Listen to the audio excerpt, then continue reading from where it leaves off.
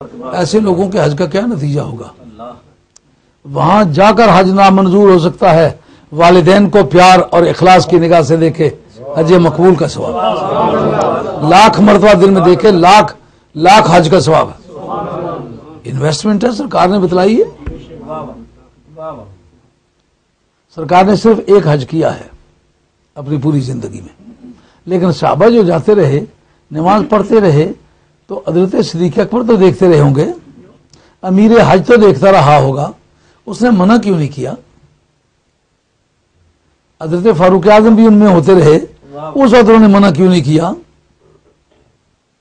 حضرت صدیق اکبر بھی دیکھتے رہے ہوں گے، معلوم کرتے رہے ہوں گے، انہوں نے منع کیوں نہیں کیا؟ 4 سال سرکار کی زندگی کے، 2.5 برس حضرت صدیق اکبر کی زندگی کے، انہوں نے منع نہیں کیا۔ وہ منع کیوں کرتے جب پتہ ہی نہیں چلا کون سا ہے تو منع کیا کرتے؟ پھر یہ بات کہ حضرت فاروق اعظم نے وہ درخت کٹوایا، ہم پوچھتے ہیں یہ کس کتاب نے لکھا ہے کٹوایا؟ تاکہ تمہارے ہتھیاروں کا پتہ چل جائے۔ ہمارے لیے تو کہتے ہیں بخاری، جو بات کرتے ہو مسلم اور بخاری میں سے نکال کے دکھاؤ۔ ہم چیلنج کرتے ہیں کٹوانے کا ذکر نہ مسلم میں نہ بخاری میں۔ ہم تو کھانسیں تو بھی کہتے ہیں مسلم بخاری کا حوالہ دو۔ یہ کس نے لکھا ہے؟ یہ لکھا ہے جناب طبقات ابن سعد نے۔ اچھا، طبقات ابن سعد حدیث کی کتاب ہے؟ وہ تو ہسٹری کی کتاب ہے، تاریخ کی کتاب ہے۔ تاریخ جو ہے وہ حدیث کی مزاحم ہو سکتی ہے؟ اس کا پرنسپل ہی اور ہے، اس کی رسم تحقیق ہی اور ہے۔ آج تک کسی شخص نے تاریخ کو بنیاد بنا کے آپ کو کبھی فتویٰ دیا ہے؟ قرآن اور حدیث کو بنیاد بنا کے فتویٰ دیتے ہیں، کیونکہ آپ کے قانون میں تاریخ کوئی سورس آف لا نہیں ہے۔ کتاب اللہ، سنت رسول اللہ، اجماع اور قیاس، یہ 4 سورسز آف لا ہیں، ان میں تاریخ کہاں سورس آف لا ہے؟ جب یہ وہاں سے آپ نے حوالہ لیا ہے جو مصدر قانون ہے ہی نہیں، پھر اس کو قانون میں لاتے کیوں ہو؟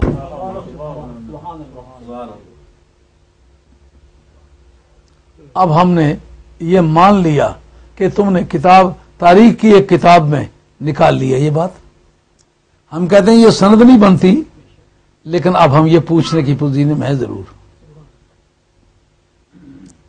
کہ فاروق اعظم نے جب کٹوایا اس کی بنیاد یہ تھی جو تم بتا رہے ہو کہ وہاں عبادت کرتے ہیں، شرک ہوتی؟ جس نے کہا تھا کہ مقام ابراہیم کے پاس کھڑے ہو کے نماز پڑھو، اس جگہ کو سجدہ گاہ بناؤ، اس آدمی کا یہ عقیدہ ہو سکتا ہے؟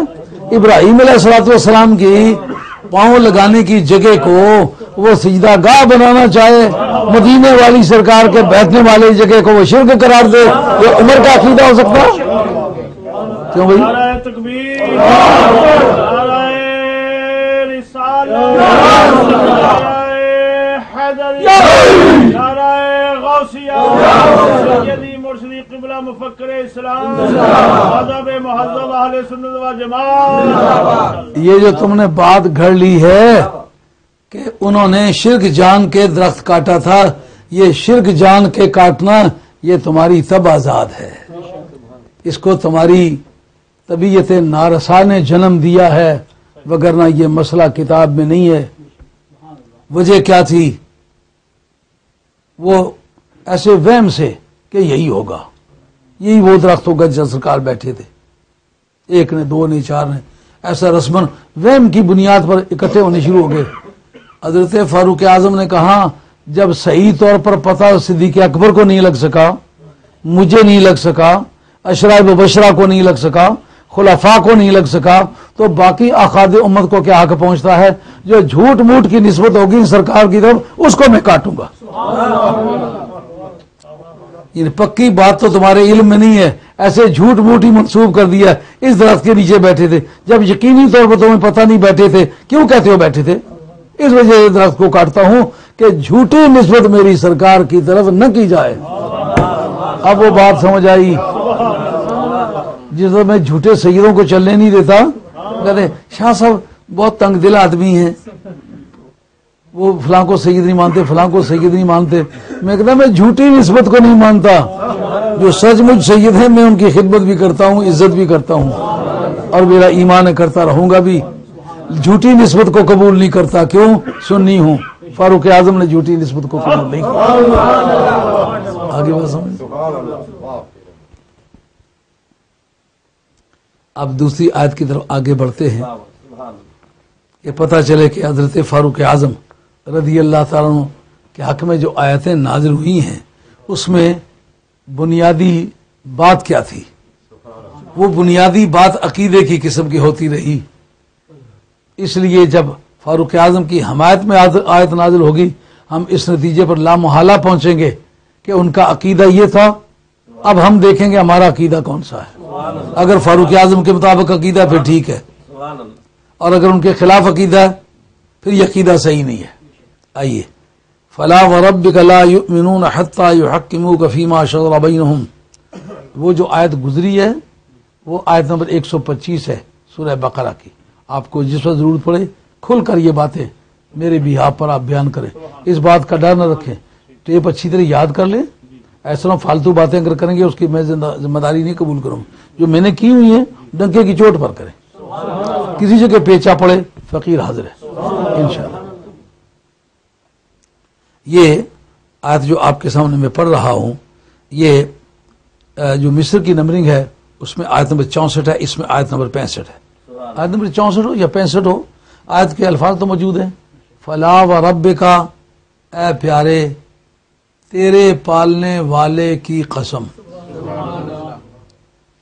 کہ لا یؤمنون یہ ایماندار نہیں ہوں گے جب تک کہ آپ کو ان معاملات میں جو ان کے متنازع فی ہیں حاکم اعلیٰ مقرر نہ کر لیں، اور جب تک کہ اپنے دلوں میں آپ کے فیصلے کے بارے میں خدشہ ترک نہ کر دیں جو آپ نے فیصلہ کیا ہے، اور دل کی گہرائیوں سے نہ تسلیم کر لیں. یہ پکے بے ایمان ہیں. یہ صورت ہے نساء، نازل ہوئی ہے مدینہ طیبہ میں، نازل ہوئی ہے غزوہ بدر کے بعد، اور کچھ حصے اس کے جو ہیں غزوہ احد کے بعد بھی نازل ہوئے ہیں. واقعہ کیا ہے؟ اس کا شان نزول یہ ہے کہ ایک جماعت نے جو دو دھڑوں کی تھی، ایک کا نمائندہ ایک ہے، دوسرے کا نمائندہ دوسرا ہے، جا کر کے مقدمہ دائر کیا، یا رسول اللہ پانی آتا ہے تو یہ آدمی مجھے بحسب ضرورت بر وقت پانی نہیں لینے دیتا، یہ زیادتی کرتا ہے. اور دوسرے نے اپنے آزار پیش کیے. سرکار نے پراس اینڈ کانس، موافق اور مخالف دلائل سارے کلیکٹ کر کے شہادتیں وصول کر کے سرکار نے فرمایا کہ تو پہلے تیری باری آتی ہے، تیری زمین پہلے ہے، تو اپنی ضرورت کے مطابق پانی لے لیا کر، لیکن جب تیری ضرورت پوری ہو جائے تو فوراً اس کو اجازت دے دیا کر تاکہ یہ پانی لے لیا کرے. لیکن جب پہلے ہی کی ضرورت پوری نہ ہو تو پھر دوسرے پر چھوڑا جانا، پہلے کی ضرورت نہ پچھلے کی ضرورت. اس پر جھگڑا چلا، اور سرکار کے فیصلے کو سننے کے بعد ایک کو تعبیر کے طور پر یہودی کہیں گے، دوسرے کو مسلمان کہیں گے جو اندر سے مسلمان نہیں، منافق ہے. خواہ وہ ایک اس کا نام ہے، دو نام ہے، تین ہیں، چار ہیں، اس کے متعلق مفسرین کا کچھ اختلاف ہے، لیکن اس بات پر آ کے بات ختم ہو جاتی ہے کہ دو دھڑے تھے، ایک کے حق میں سرکار نے فیصلہ کر دیا دلائل سننے کے بعد. سمجھ آ گئی؟ سرکار کی جوڈیشری مکمل طور پر انڈیپینڈنٹ تھی. اس میں یہ نہیں ہے کہ یہ مسلمان ہے اس کا دھڑا کرو، یہ کافر ہے اس کو دباؤ، کیونکہ سرکار کی ذات رحمت للعالمین ہے. نماز میں آپ پڑھتے الحمدللہ رب العالمین، الحمدللہ رب المسلمین نہیں کہتے. اس لیے کافر کو بھی اسلامی ملک میں رہتے ہوئے وہ ساری سہولتیں حاصل رہتی ہیں جو ایک مسلمان رعایا کو حاصل رہتی ہیں.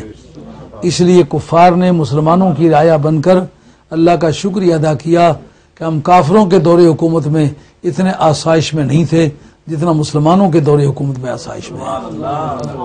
اور یہاں تک کہ یہ